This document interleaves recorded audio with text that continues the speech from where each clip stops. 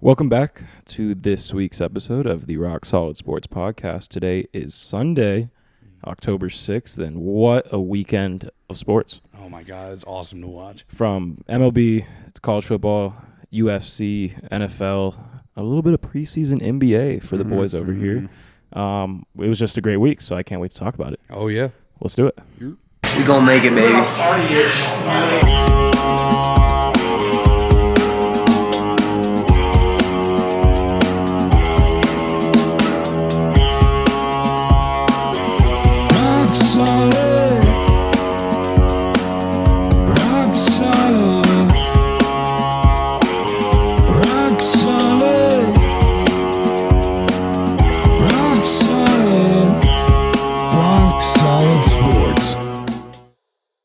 Welcome back to this week's episode. We are brought to you by Slove. Slove is not just Colorado's next up-and-coming clothing brand, but it's a clothing brand who aims to bring a movement globally.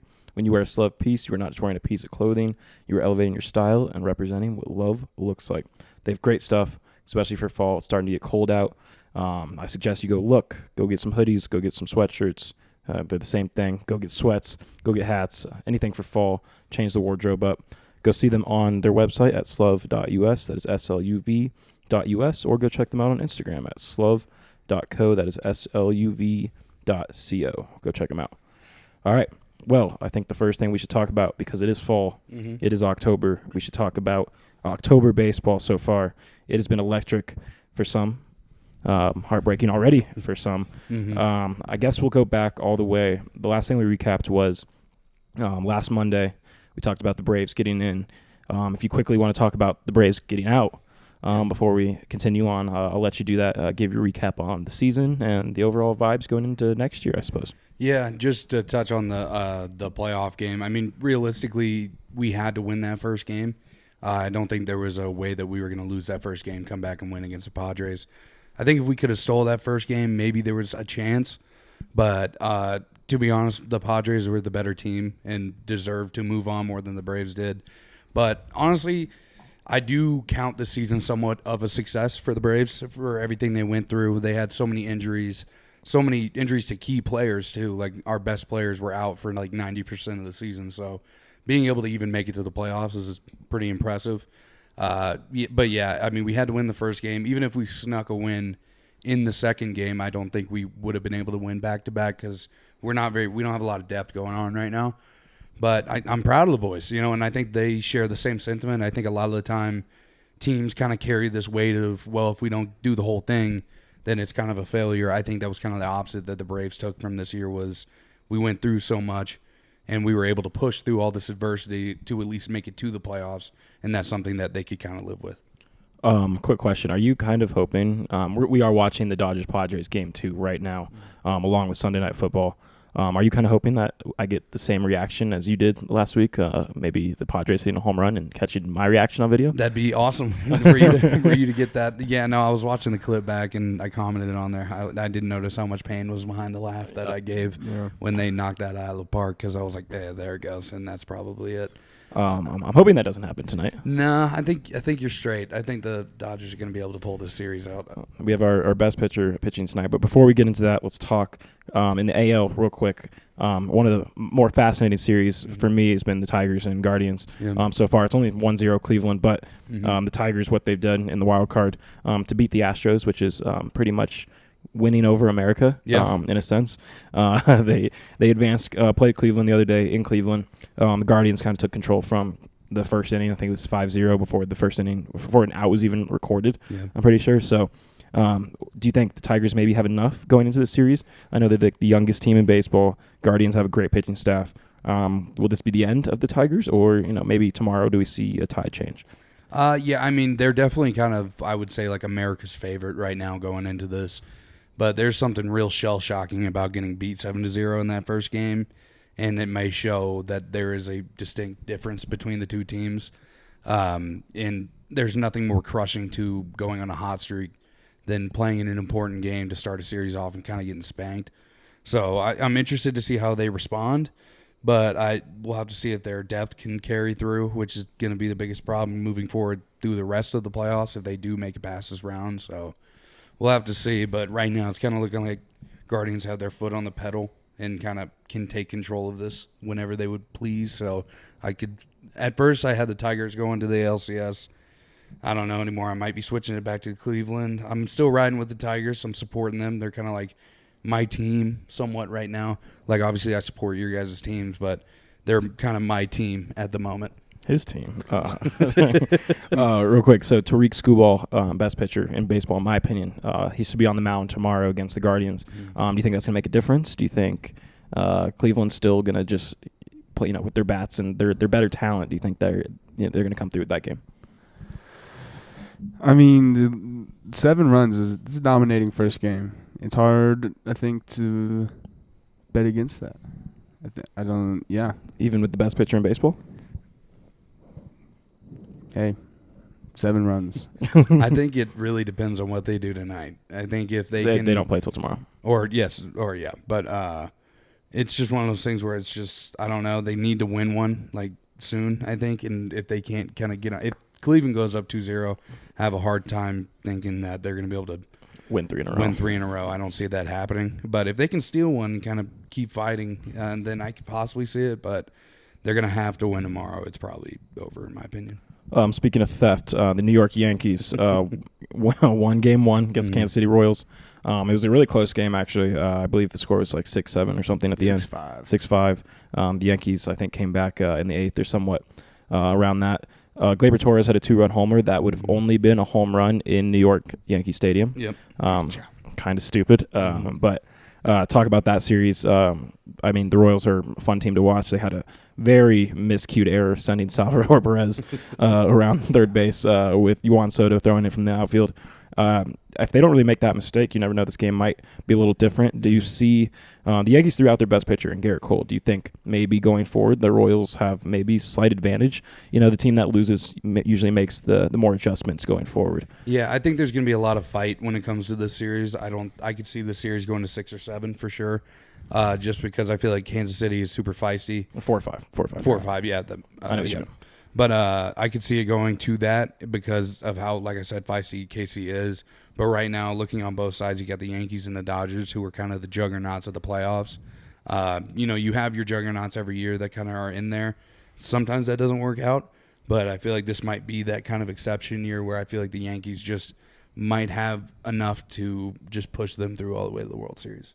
Any thoughts on the Yankees' Aaron Judge's performance in the playoffs yesterday? We kind of talked about how he doesn't have a signature moment yet in the postseason. Do we think that's going to change this postseason, or are we going to see more of the same? I think it has to change for them to go and do it. He's got to step up for sure. But Kansas City, like Jackson just said, they came out and they looked feisty. They put up a fight, and I think personally I didn't expect that. I was expecting more of the Guardian treatment, 7-run, nothing. But, yeah, they're going to need him and their guys to step up for sure. Yeah, agreed. All right, we'll go over to Queens, New York, where arguably the best series in baseball, maybe the best story in sports right now, with the Philadelphia Phillies and the New York Mets going at it. We just watched the Philadelphia Phillies walk-off Game 2. Nick Castellanos had a walk-off hit. Hide your families, hide your kids, so make sure everything's okay. The Phillies are now tied 1-1, but the story of the week has been the New York Mets. Talk about how cool it's been to see their fans, as much as they might be unbearable to listen to and talk to, how cool it's been to see their reactions on these games lately. It's super sick. I mean, the Mets are kind of one of those, old school classy teams that have been around for what feels like forever, and they're just kind of, when you think about baseball, they're one of those teams that pop up for sure. This is bound to be a really good series, because I think that the Mets are a really good team, and they've gotten hot when they've needed to get hot. And the Phillies, realistically, because of how hurt the Braves were and how they weren't able to compete with them, they've been able to just completely go all the way there. And how about that, huh? It's the same guy. Ain't it sweet? Oh, man. God, that's sweet. And you did it to yourself. Yeah. But I called it. Yeah. We'll clip it. But fuck. Go ahead. But because the Braves weren't able to compete with them, and I feel like they were the second best team in that division. The Phillies have been able to coast all the way to the playoffs with the division lead. I think at any given point they were up by 5-6 games. Everyone else 5-6 games back. So I think you have a really hot team that's on a roll, and you have a team that's been coasting for probably about a month and a half, 2 months. And that's what's going to shape up here. That doesn't change how good the Phillies are. So this is definitely going to be a really good series. We saw it tonight, how the Phillies can fight and get back into it. But I think as long as the Mets can keep their morale together and kind of stay binded as a team, I think they could easily pull this out. Power friendship, baby. Is this going to be the OMG Mets or the OMG Mets? If you know what I mean. Kind of. But I don't know. They're fun right now. That's for sure, to say the least. They think they're definitely going to keep it interesting. I hope they squeak it out. I do. I think it's going the distance. I really hope so. Me too. I think it's going to be so fun. I hope every game is the same. Just how they are 8th, 9th inning, baby. Just let's they just did it get again today. Yeah. They were down 6-4, and they literally came back, tied the game 6-6 in the top of the ninth, and then in the bottom of the ninth, Nick Castellanos walks it up. But like, it's just incredible. It is every last 2 innings of every game. It's just like they're not done. That is so fun to watch. And that's like one of the best parts of baseball is the late inning runs, the late inning comebacks, which I feel like we haven't seen really many these last couple of years in the postseason at least. And for the Mets to literally do it every single game of the postseason, literally going back to the game before the postseason. Wasn't it a stat that like Pete Alonso? Yeah, the walk-off was like the first one ever. It was the first ever ever home run in an elimination game from a team that was losing to put them ahead. Yeah. After the 8th inning. Yeah, I knew you'd know it. What? Yeah. Oh my gosh. Jesus Christ. I knew you'd know it. I saw that too, though. But yeah. It took a lot for me to remember that. I'm not gonna lie. First guy named Pete to play baseball on this partly cloudy day at 78 degrees at 2:30 p.m. It was the old LeBron cherry picking stats. He used to eat like a bowl of Fruit Loops before the game, and he was like the first player to ever do it. No, but it's been fun to watch. I really do hope the Mets pull this out and go on to the NLCS just for the story. I mean, this year it's been the Grimace Mets, the OMG Mets, and the Hawk Tua Mets. Haley Welch, the Hawk Tua girl. She was mismet. Yeah, she was mismet for the weekend, which is absolutely insane. Yeah. All you have to do is go on camera and talk about doing vulgar things, and you become the face of the New York Mets postseason run. On camera, talk about S&Ds, and then you know what? You're the most famous person in the world. If we were to do that shit, though, yeah, yeah. If I were to talk about S and a D, what's gonna happen then? You're not gonna be the face of the Mets postseason. I'll tell you that. No, I'm not. I'm gonna be. Sorry, I gotta watch that. All right, double play. Let's talk about this series real quick because I literally told Caden and Hunter this yesterday, and saw probably everybody that saw me. There is absolutely no way if the way that game one of this NLDS Padres and Dodgers went, I'm going to be able to survive the whole month of October. Yeah. I almost ate all my fingernails and pulled out half of my head of hair, which is why I'm wearing a beanie today. Yeah. Literally, there's nothing there anymore. This has been the most stressful 2 days of my life, and this is just getting started, hopefully. I don't really know what to say so far, but besides Manny Machado and Fernando Tatis Jr. scared the hell out of me. Yeah. Every time they come up to bat, I'm thinking they're going to hit it out. And so far we've seen Manny Machado hit it out and Fernando Tatis hit it out. Yep. And we're 1 inning into the second game of the series. Yep. You lost to them. Yeah. No offense. But what do you think going forward? I know you think highly of the Dodgers, but just based on what you've seen, the scare factor of those two guys. It's big. It's definitely big. It's scary when you play a team that has two guys that can take a game over that quickly. And you can never feel safe when they come up to bat. And you can't walk one of them because then the next one's coming up pretty quickly. I don't know. They're just a devastating team to play against just because at any moment they could take over. But watching baseball, man, it's one of the most heart-wrenching sports to watch and be a true fan of because it's such a slow burn and pain that it just continues for 3 straight hours. You're just on the edge of your seat that any moment something bad could happen. And you have to just hope that it doesn't. Bill Simmons, one of the freaks of the sports world, described, it was either him or Ryan Russillo. Actually, I think it was Ryan Russillo, also a freak in the sports world. He described losing a series in baseball like losing a pet. It's very slow and very subtle, and you know what's going to happen. And it's quicker than you want it to, you know what I mean? The whole 162 games feels like a lifetime. Yeah. And then you get to the late stages and it kind of goes pretty quick. And then you lose, and yeah, it's kind of just over. Like there's no press really. There's just get out of the stadium and we won't see you till the winter. No, yeah, and that's why you don't even really realize it till playoff because you don't watch. You can't live and die off every single game in the MLB or you'll have a heart attack by like the halfway mark. Rockies fans would have. I won't even say it. Rest in peace. Yeah. Yeah. And you want to finish your? Oh no, that's just kind of my thoughts on just watching your team in the playoffs baseball. But Fucking sucks. Yeah, it's terrible. But I do think that the Dodgers, as scary as Tatis and Machado are, I think that the Dodgers have a more full roster. Like I'm looking at their lineup right now, and it's juiced. Talk about the guy leading off. Obviously, the best player in baseball. Talk about him yesterday. You were here while we were watching that, correct? Yeah, for most of it. I'm pretty for sure. his home run. Yeah. Talk about that home run, how electric that was, and I guess you could maybe talk about the reactions in the room. Well, is he hit a 3-run bomb. He tied it up, didn't he, with a 3-run bomb? Mm-hmm. I mean, Joey almost went through the floor. He tried to recreate it. He was standing in the same exact spot for the next one. But here's the thing, though, about the guy that leads off, is the next time he was at bat, there was 2 on base, and he was up to bat, and we're all sitting there like, he could do this again very easily. Mm-hmm. And, I mean, he didn't, but didn't he get on base, though? I'm pretty sure he hit a single. He hit a single and drove in a run. Yeah. He's amazing.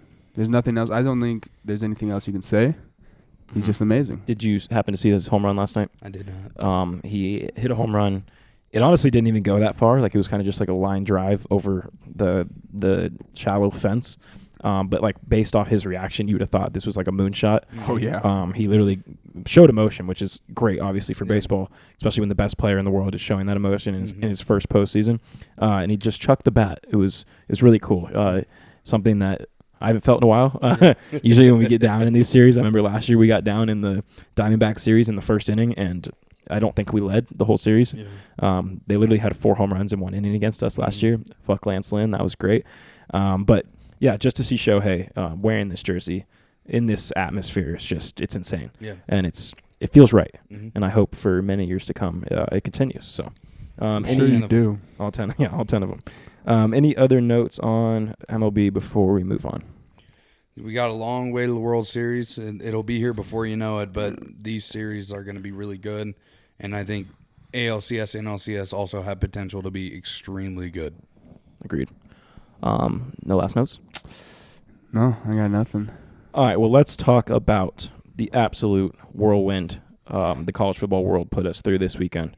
Looking at the schedule going into this week, I believe it's week 6 of college football, you would have just thought, this is the perfect weekend to tell your significant other that, I won't watch football this week. Let's go do something, There's not a great slate of games. You could use that get out of, jail free card. Yeah, you use that pass and be like, hey, let's do something this weekend because these next 2 weekends are going to be maybe the 2 best weekends of college football ever. Yeah. Mookie Betts, get out. Did Jerkison Profar just rob that? Looks like he did. I fucking hate him. No. Sorry. I take it back. I still hate him, but home run Mookie Betts. I think. Yeah. Oh, no. What happened? I don't know. He started dolphin diving, like backwards.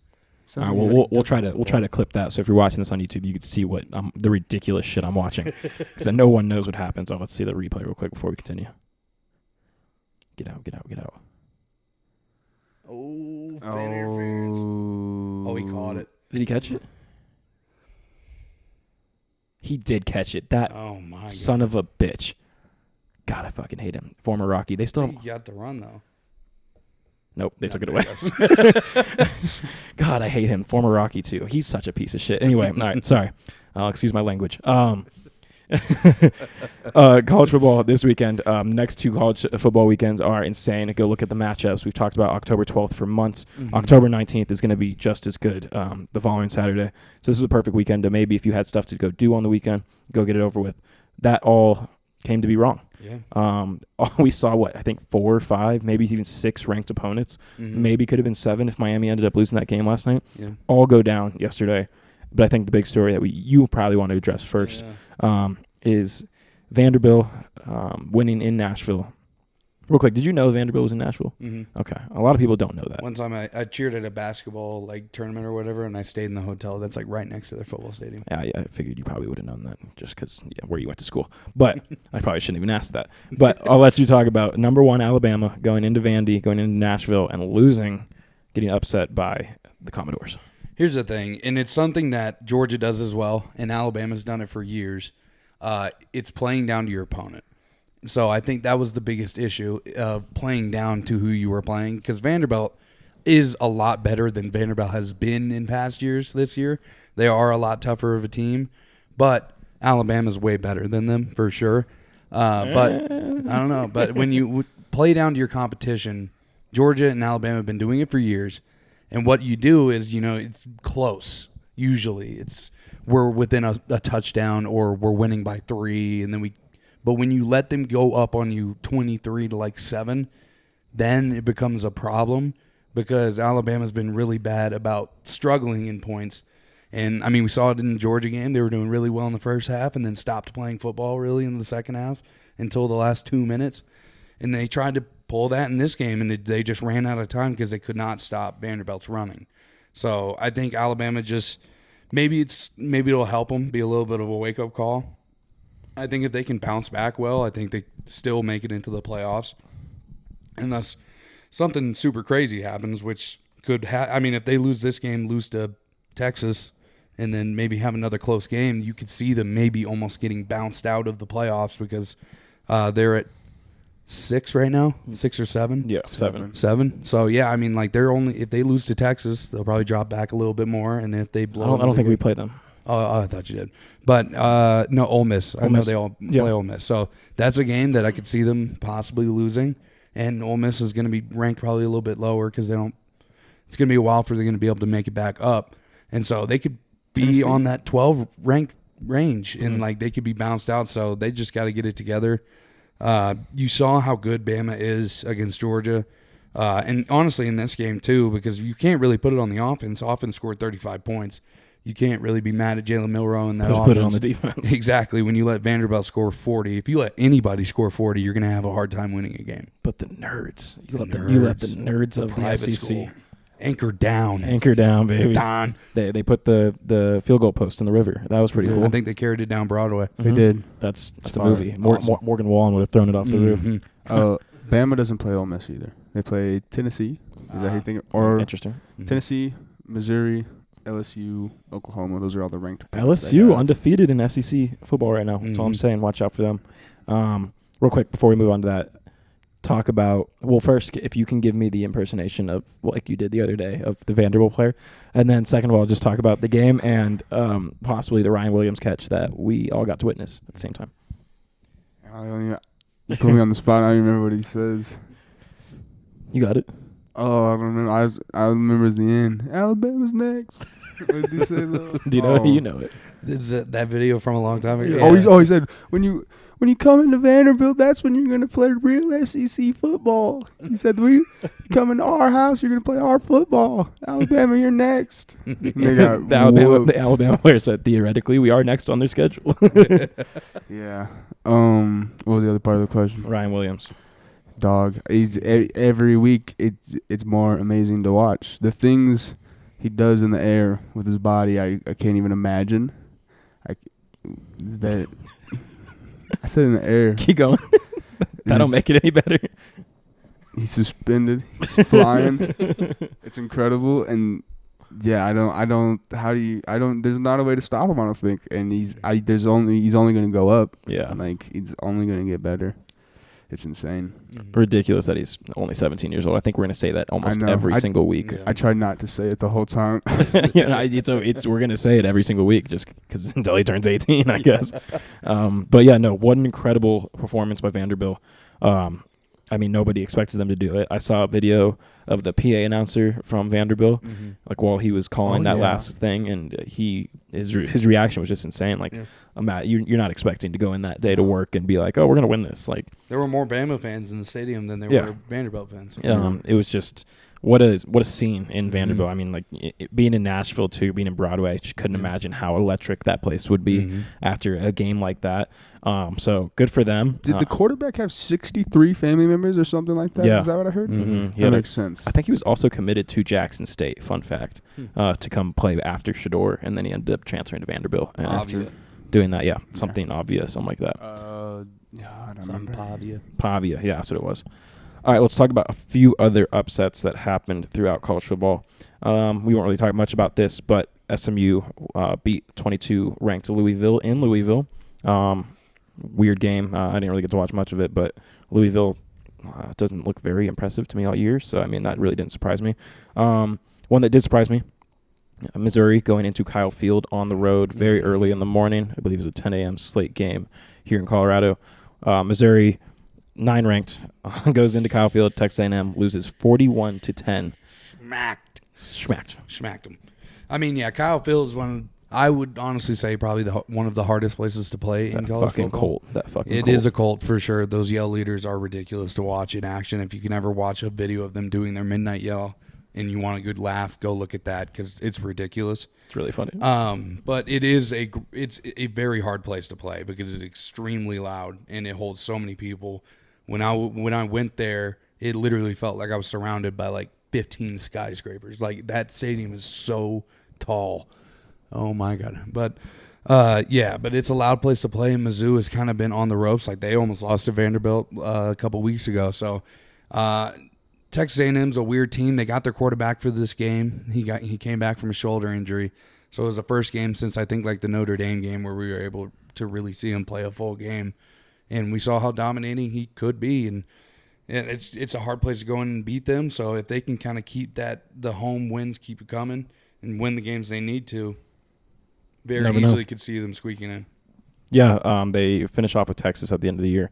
So if they can, at least push out and win out until then, I mean, it's going to be an interesting game coming into the last week of the season. I think we should talk about a couple more upsets real quick. I hope Morgan if Morgan doesn't listen to this, you need to show him this part. Tennessee, number 4 team in the country. Kind of a late game, a little SEC matchup. Tennessee goes into Arkansas, into Fayetteville, right? Fayetteville. Lose 19-14 against the Hogs. What do they say? WPS. Woo. Pig suey. Woo. P. Yeah, whatever. Arkansas beats Tennessee. They do. I mean, it's another tough place to play because when I went there, it wasn't a skyscraper situation. That stadium smells and reeks of pig shit and is a terrible, terrible environment. Thanks, fucking Jerry Jones. What are you doing, brother? What are you doing? But no, it's a cool stadium. It just smells like pig shit. Anyway, Tennessee just kind of, I think, got brought back down to earth a little bit. I think they maybe were a little bit too kind of cocky in a way of just thinking that they were kind of on an easy path to kind of win it all. They needed this, I think, for them to be more successful throughout the year. It's one of those games that just, like I said, brings you back down to earth. Arkansas has been kind of a frisky team these last few weeks. They're a very kind of slippery team that if you can't really like lock them down, they could just kind of run all over the place on you. So I think Tennessee maybe pulled a little bit of the Bama situation where they kind of played down to what they thought Arkansas was, and Arkansas showed who they really were. And by the time Tennessee realized that, it was too late. Any advice for Morgan? Maybe not advice. Any kind words you'd like to say to him after his team lost? What did they move back to? Like 9 or something like that? Ooh, I think so. 8, Yeah, 9. I'm pretty sure it's 9. Any words for him? Oh my fucking gosh! I'm sorry. Excuse my language. I hate the fucking Padres so much. The words I have for him are the words I have for you. Just keep your head up, okay? Okay, It's all going to try. be all right. I'll try. The only thing for him is all of his teams are coming crashing down. Poor guy. Yeah. Okay, a couple more upsets that happened throughout the week. I didn't really get to watch that game, but I know that Arkansas was pretty dominant throughout the whole thing. It wasn't really it was close, but I guess Tennessee had the lead, I guess, going into that last drive, but still. Yeah, I was just looking at the little box score, and it was they didn't score points until the third quarter, Tennessee, and then they scored 14 in the third, then didn't score in the fourth quarter. Can't do that and win a game. Volunteer football right there. I heard Arkansas played Rocky Top after too, so That's hard. pretty funny. Couple more upsets real quick. We won't talk about them, but Washington beats number 10 Michigan. Mm-hmm. Sorry, Trey. Minnesota beats number 11 USC. Pretty funny. And then Miami, number 8 Miami, almost lost to Cal. Somehow they went up in rankings after this. I don't understand. Yeah, it doesn't make any sense. College game day there it looked awesome. Yeah. In Berkeley. But yeah, they ended up winning by 1, squeaking that out. If you want to talk about College Game Day, I don't know if you got to watch it, maybe a little more than I did. But if you want to talk about College Game Day, and then if you want to talk about Ashton Genty's huge performance this weekend, real quick, and I'll be right back. You guys just talk. I need to go put on something to switch the vibes of this game. Okay. College Game Day visited Berkeley for the Cal game, and it was electric as always. It's awesome when you see the ones kind of start going on the West Coast because it's pitch black by the time you turn it on. Yeah. And it's light where you are.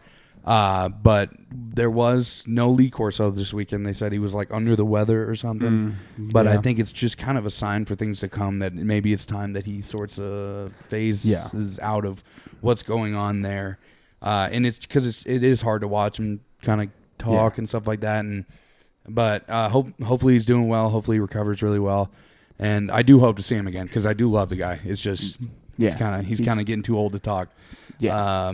Nick Saban coming into form on College Game Day for sure. Yeah. He's starting to get a lot more loose with how he's joking around and stuff like that. So hey, you would have gave it to Marshawn, that's for sure. Yeah, that was hilarious. He said, "I'm giving you that ball on 4th and 1." I'm gonna give your ass the ball. Yeah, but it's really cool to see that, and I wanted to ask you guys because I think something's got to replace it. What do you think replaces the headgear? Because I don't think he's going to have someone else put the headgear on. No. Do you think? What do you think? Who do you think takes it over? Is it something that Saban does, Pat. or is it going to be Pat's little call, like a little roll call to whatever team's there? I'm going to let you answer this first because if I speak falsely about Lee Corso one more time, we're going to go viral. So, I think it's going to be Pat. I don't know. He's obviously just the biggest personality there. Mm-hmm. I think he's the easiest one. Obviously, with the roll calls that he's been doing, it's easy to go that route. they're the best. But I wouldn't be surprised if someone else does something just to get something more involved, more involvement. This can't just be the Pat show, you know? Yeah. Especially after Lee Corso, that's a big name. Yeah, fuck him. I'm just kidding. So my whole mood's changed right now. No, I don't know. I think I agree with Caden. It's going to be kind of maybe even like a group effort. I don't know. Maybe they do something else, but they kind of replaced it with the kick that's going on right now for $100,000, $700,000 after the hurricane relief, all that stuff. But they kind of have their couple things right now with the kick and then Pat's roll calls. Yeah. I think Pat he knows every college roll call. And I'm sure he learns it that week if he doesn't know it. But he's so good at just relating to all the students and all the people, faculty, everything, the whole fan base around the college campus, and he's so good at that. So I think maybe that's a tradition they try to continue forward with rather than the headgear. I mean, I think it's kind of played out and old, and I think that's kind of Lee Corso's thing. So we should let him retire with it, which he should have done last year. Do we want to talk about how Ashton Genty is now the Heisman favorite for sure? Yeah, I mean, we've gotten a lot of slack on social media. If you want to talk about this as well, but bad, bro. you want to mention that? I don't know. The dude said, I don't know. I mean, he told us we was riding Travis Hunter's dick. Yeah. Well, we're not. Hey, but he's a phenom. He is. He's good. We can't say he's good. But what the fuck? We were talking about it, I think, last night. With Colorado not playing and with after his performance, it was it's clear for surely going to be him being the favorite. He's incredible. It's insane what he's doing. I think it was Saul I was talking to, who was like, yeah, but he plays on Boise State, and I'm like, I don't even think it matters who he played for. When you're putting up numbers like that, it doesn't matter. It's insane. Did he get taken out at halftime too? I think he played until the third, but then you're up 62 to God knows what. Yeah, I mean 13 carries, 186 yards, three touchdowns. Two of the touchdowns, I mean, one was a 63-yarder, one was a 75-yarder, and it's not like they're just wide open. He's breaking several tackles and making these people look like children, and then just going home. Is a sweet blue touchdown. I think the only thing that might stop him from getting the Heisman is if they looked like their strength of schedule, but I don't really think that should matter. Like, they played Utah State, which is a 1-4 team, 0-1 in conference. Like, they're not good, but what Ashton Genty's doing is unheard of. Yeah, no matter who you're playing. Yeah, but he still had that type of game against like Oregon. Exactly. So I think it carries over very well. It's obviously, I think especially after the Vanderbilt win, I think it's very easily Travis Hunter and Ashton Genty right now. Ashton Genty, especially with how Jalen Milroe performed. Yeah, exactly. So I think Genty is far and away the favorite right now. I think if Travis can kind of match some stats and kind of have like a couple crazy breakout games and keep doing what he's doing, I think that unless Genty continues to do the same thing, because he's on pace for probably like almost 3,000 yards this season. I'd say a minimum 2,000. What was Barry's record? I think it's 25 or 8. I was just looking at it. I don't know if he'll be on. He might be on pace for that. I think he is on pace. I mean, the guy on TikTok that commented at us, apparently he's on pace to beat Barry Sandy's record. So we're listening to that fucking guy. But I saw a comparison today. 26, 28. Gotcha. But I saw a comparison today. It was the last 3 running backs to get a Heisman at this point in the season, and they all had like 500 yards, and he has 1,000. It was Derrick Henry, Mark Ingram, and someone else. Yeah, I saw that graphic. But so you got that going for him, and I think if he stays on the same pace, I don't see how he loses it.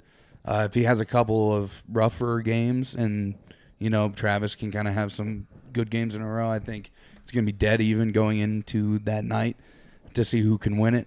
But yeah, right now Genty is definitely the favorite. Yeah, I say so too. Any other notes on college football before we move on? No. I mean, great weekend for, just drama. Mm-hmm. Yeah. We were all anticipating the rankings today.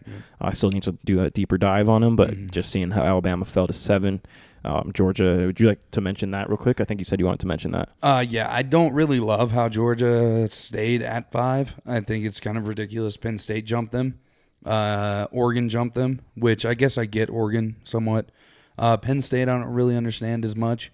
In the coaches pool, Georgia moved to 4, and Penn State stayed and went to 5.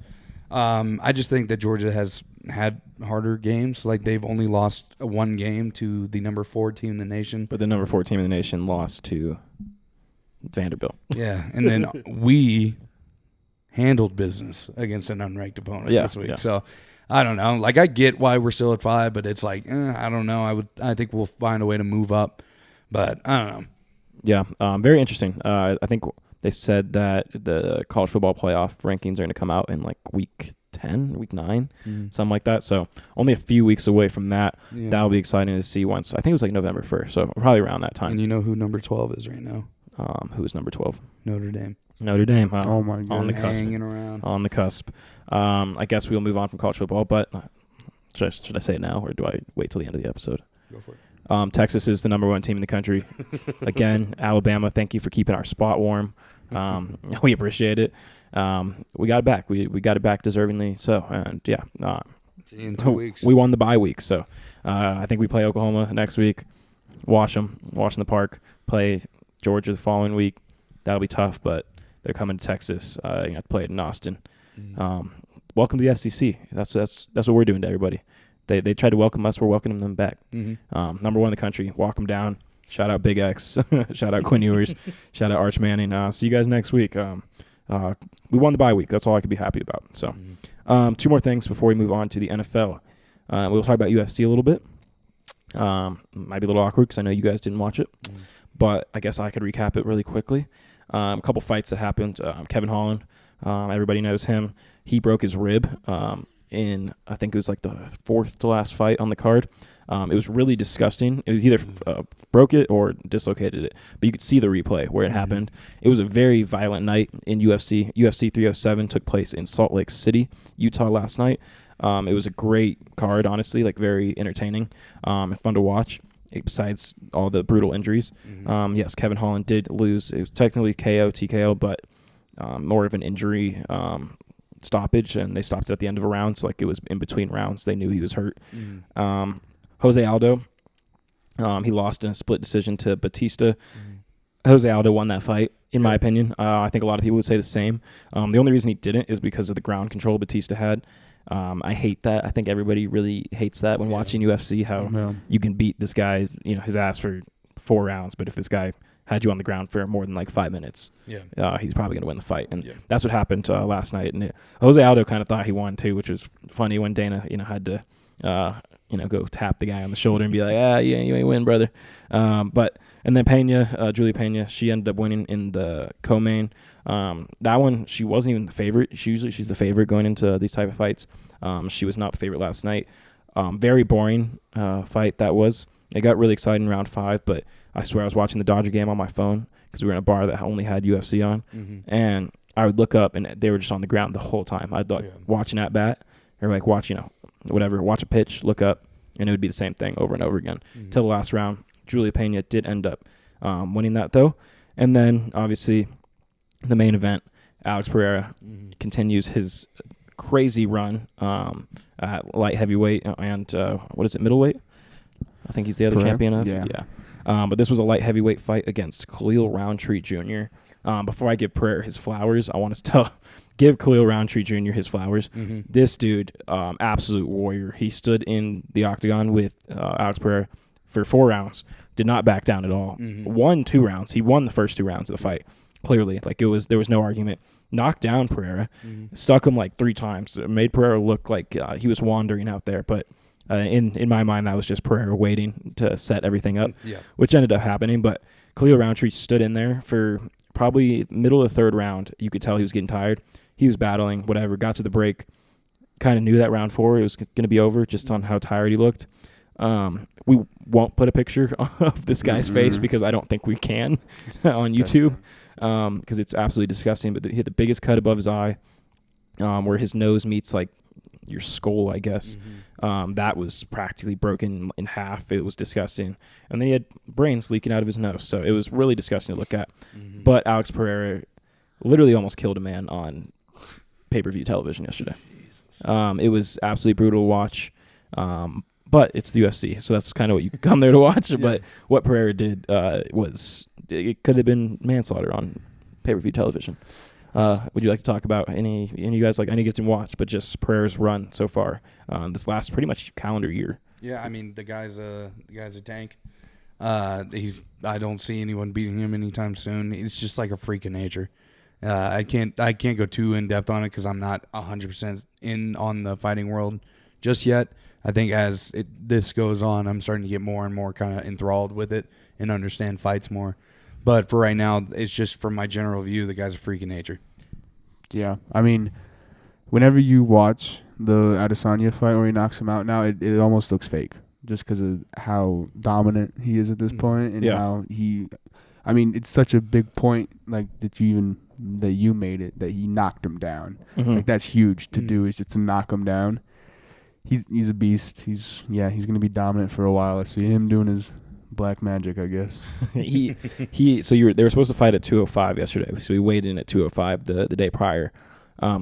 He gained 25 pounds overnight, so he was coming in at 230.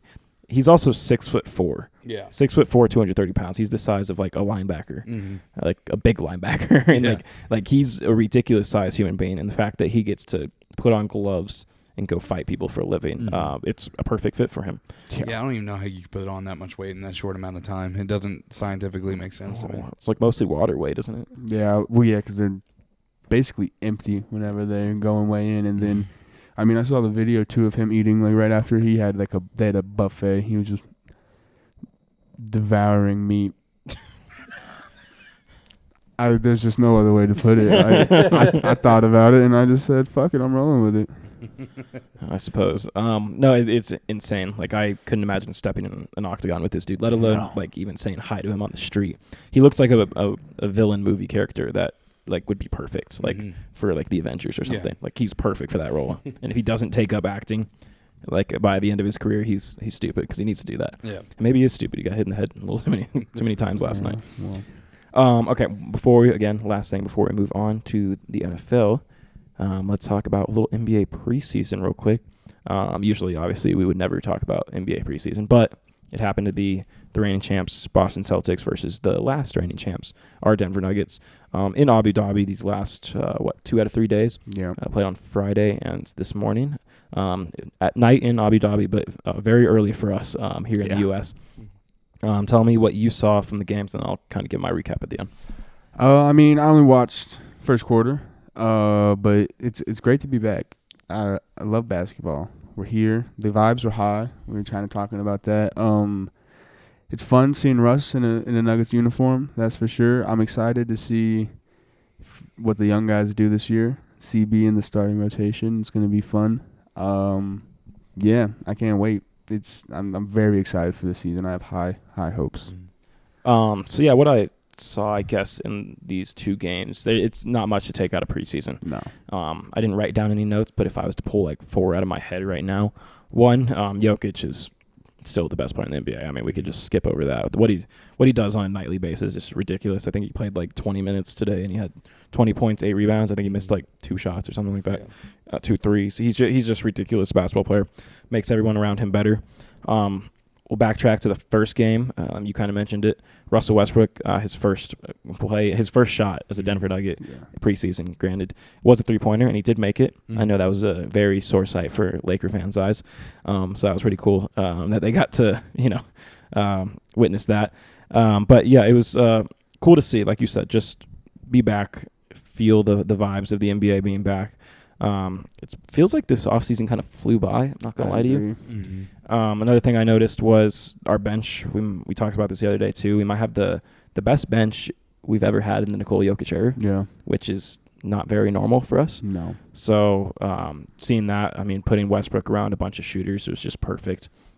And I guess my last note would be just for anybody that thought it was stupid in the offseason getting Westbrook and like Dario Saric. We pretty much just not really traded, but we got rid of Reggie Jackson, and do we have a backup big that didn't come back this year? No.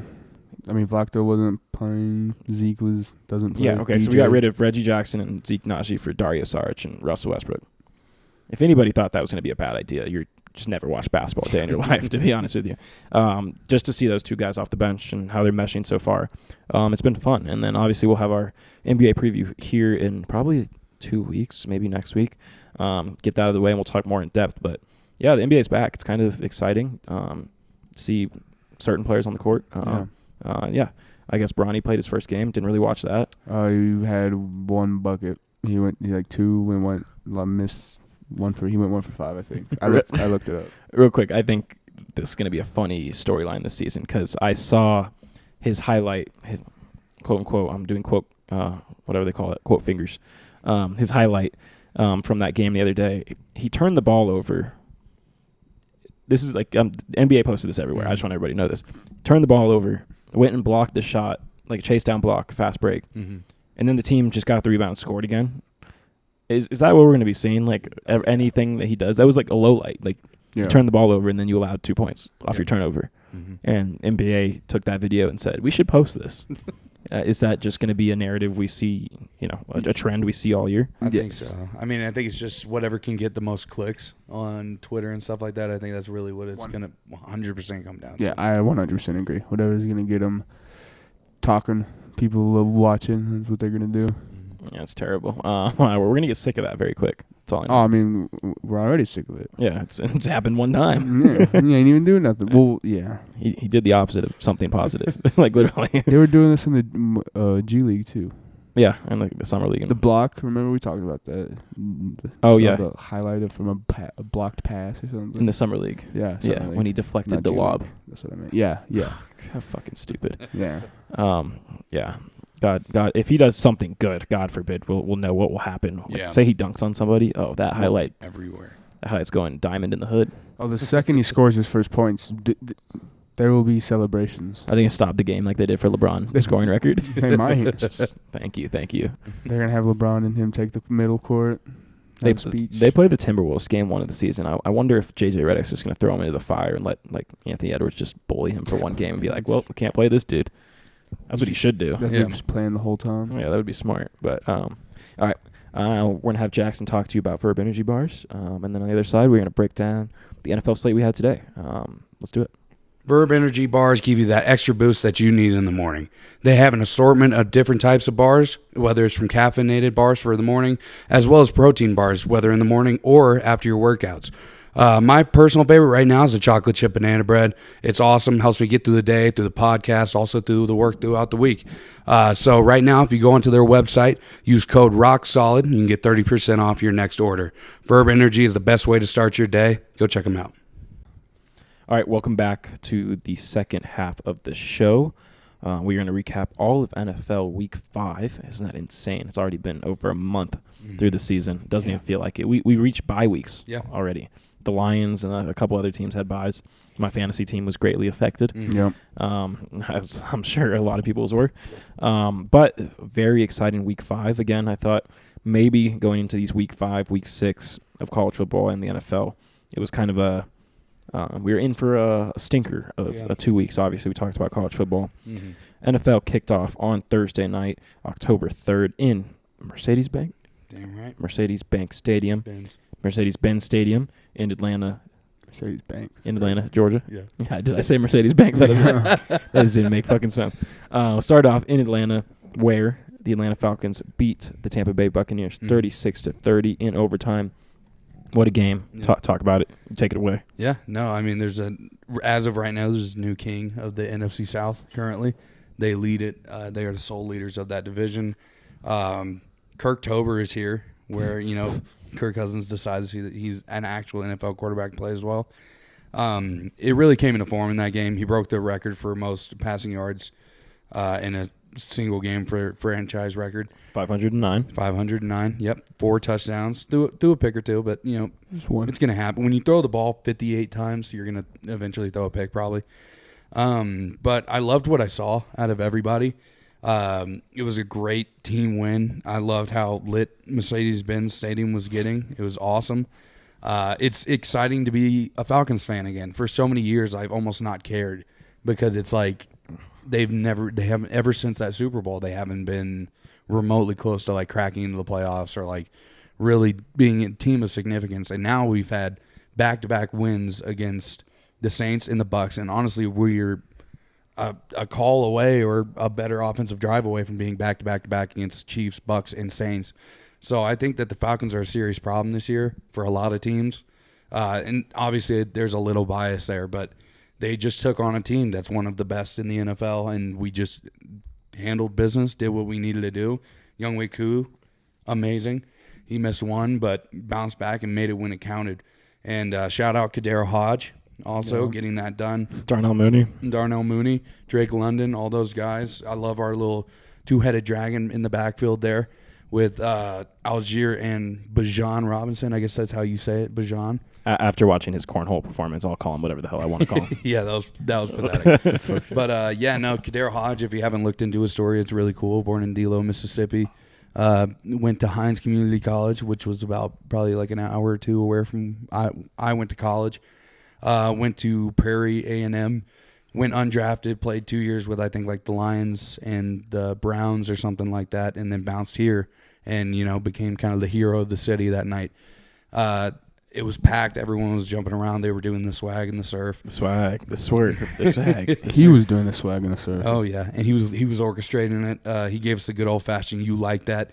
Drake London said "you like that," and that he felt like Kirk O'Chains. Everybody on Twitter was like they're celebrating like they just won the Super Bowl, and like this is a bit ridiculous. But you also got to realize like the Falcons have been through some pretty shit years these past what is it at this point, 8 years. Been pretty shitty times in Atlanta for football. So it's nice to kind of get back to that hill of being able to play well and like actually enjoy going to these games and seeing them perform well. Like it's very refreshing. Like even in this game, I was like, even if we lose, it's just so nice to see us playing good again and like actually being competitive. So shout out Matt Ryan as well. He got inducted to the Ring of Honor. And then got his own record broken by Kirk Cousins on that night. So a little passing of the torch, I guess, if you will. Disrespectful. The loudest the stadium got, from a tweet I saw, the loudest the stadium ever got that whole night was when he name dropped Julio Jones. And he erupted because his whole thing was like, Julio's going to be the next guy doing this, which it'll probably be anytime soon. I think he's still playing. Yeah. But No, he's not. But yeah, he's not technically retired. free agent. Yeah. So, He hasn't put in the paperwork. But he'll probably retire either this year or next year, and then he'll probably be in that Ring of Honor very shortly. So, yeah, no, it's just awesome to see Falcons kind of back, not on top, but kind of soon dominating. Yeah. Fun fact of the day, me and Caden talked about this. Julio Jones is shorter than Steph Curry. I just wanted to put that into perspective for everybody on how tall basketball players are. Julio looks like a monster on a football field. Yeah. Sorry, I just want to throw that in there just because we literally heard that fact today. So he's what, like 6'2"? Steph is 6'3", I think he's listed, but he's realistically probably like 6'3", 6'4". Yeah. But Julio's, probably 6'2", maybe. Damn, I thought Julio was like 6'4", Yeah. 6'5", or right? something. Kind of weird to put into that perspective. Mm-hmm. And then correct me if I'm wrong, but me and Caden watched this game together. We're watching what I guess I noticed again. Correct me if I'm wrong. One, Al Michaels was awake. What a great call by Al Michaels. I mean, we finally give him a game that he can be awake for. Yeah. And call like a great game. It's been very rare when we're throwing the Patriots and whoever on Thursday Night Football. So I mean, pretty cool for that. Amazing game. I mean, the Buccaneers, I think, had total control the first half. And then in the second half, it kind of just felt like the Buccaneers couldn't drive the ball down the field at all. Their offense, along with Baker, kind of stalled. Yeah. What an incredible win going into overtime, like you said. Khalil Hodge, that's his name, correct? Kadero Hodge. Great touchdown at the end of the game in overtime. I literally turned my eyes off of it right before overtime started. I was like, I want to go to bed. Yeah. I go in my room. I just turned on my phone, and the first play I see is that. And I was like, thank God I can go to bed now. Yeah. But that was awesome. Like you said, they were swagging. They were surfing. Very cool to see. First game in a while where I was out of my seat behind my couch watching it bouncing around when this guy took it. Because that play was electric. Once we finish this game, that's exactly what I'm going to be doing, is probably standing over there watching this Dodgers game. So I understand the feeling. But yeah, no, the fact that first of all, I thought it was a pick. I thought he threw an interception. And then I thought he was going to get tackled. And then all of a sudden he just shakes him off and just beats everybody to the house. So it was awesome. It was awesome. Thoughts on that game? It was a great game. I mean, you guys summed it up. I really don't know what else to say. Kirk Cousins went insane. Obviously, as we said many times, doing the swag and the surf. I love that so much. Yeah. That makes me so happy. Every time he talks about it, I laugh and I smile. He said it gets him going too. So I love it. I mean, hey, heartbreak, I guess, for the Buccaneers. They didn't even really. No one had that bad of a game. It's just, I guess, the defense. But hey, we're surfing and swagging.